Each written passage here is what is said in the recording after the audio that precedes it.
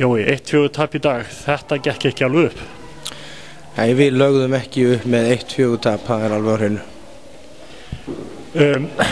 Við vorum kannski ekki alveg tilbúnar í fyrri hálfleik en liðið kom hressilega tilbaka og vorum kannski óheppnar að setja ekki fleiri í seinni hálfleik.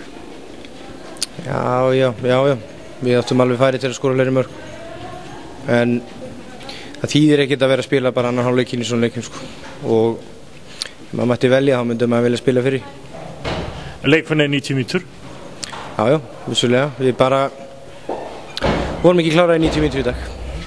En nú bara að horfa fram á við og bikarleikur framundan og svo heldur bara lífið áfram þrátt fyrir tap? Já.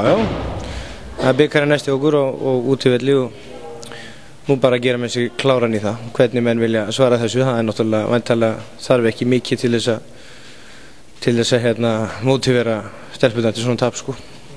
Nei, þetta er nefnilega akkurat núna kannski nú að fá svona pínu raskillu á heimavelli að vekja til lífsins.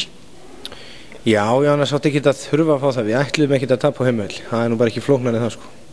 Þess vegna er þetta alveg svakalega sárt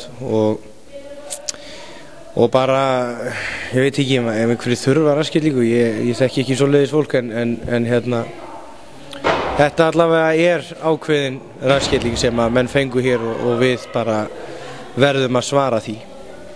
Já, við gerum það þá bara í næstu leikjum. Já, ég trúi að það sé bara vel mögulegt, ég held að við getum það. Jó, takk fyrir. Takk svo leiðis.